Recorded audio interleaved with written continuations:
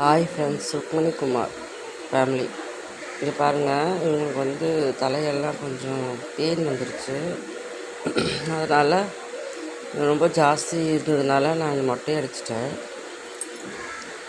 அவங்க பாவம், அவங்க அப்பா இப்போ தான் தூங்குறாங்க. ஏன்னா அந்த பெயினில் இருக்கும்போது தூங்கலை. இப்போது அவங்களுக்கு வந்து கொஞ்சம் ஃப்ரீயாக இருக்குது. ஆனால் படுத்துட்டு தான் இருக்காங்க. ஆனால் வந்து எப்படி தான் அது பெயின் வருதுன்னு தெரியல அவங்களுக்கு.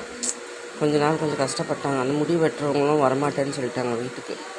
கஷ்டப்பட்டு அவங்கள அழைச்சின்னு வந்து இது முடி வெட்டுறதுக்கு 250.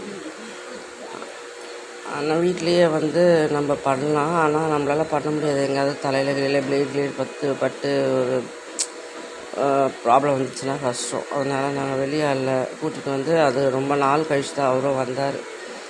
அதுக்குள்ளே அவங்களுக்கு நிறைய கொஞ்சம் பெயின் வந்துச்சு. ஏன்னா என்னால் வந்து அடிக்கடிக்கு தலை வார முடியல. ஏன்னா நான் வந்து வேலைக்கு போகிறதுனால எனக்கு டைம் இல்லை. ஆனால் இப்போ ஃப்ரீயாக அவங்க தூங்குறாங்க. கொஞ்சம் அவங்க ஃப்ரீயாக இருக்காங்க இப்போது. ஏன்னா அந்த முடி இருக்கும்போது, பெயின் இருக்கும்போது சுத்தமாக நைட்டில் தூங்க மாட்டாங்க. நானும் எழுந்து பார்ப்பேன். ஆனால் ரொம்ப கஷ்டமாக இருக்கும் எனக்கும். என்னால் என்ன பண்ண முடியும்? ஒரு டைம் வாரலாம். அடிக்கடிக்கு வந்து இந்த மாதிரி பெயின் ஏன் பிடிக்குதுன்னு தெரில. ஆனால் அவங்க வந்து இருக்கிற இடத்த விட்டு எங்கேயும் போக மாட்டாங்க. அவங்க பக்கத்துலேயும் யாரும் படுக்கவும் மாட்டாங்க.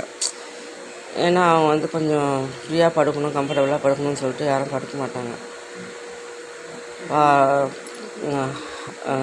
ஓகே ஃப்ரெண்ட்ஸ், இந்த சேனல் உங்களுக்கு பிடிச்சிருந்தா சப்ஸ்கிரைப் பண்ணுங்கள், சப்போர்ட் பண்ணுங்கள், கமெண்ட் பண்ணுங்கள், லைக் பண்ணுங்கள். Thank you friends.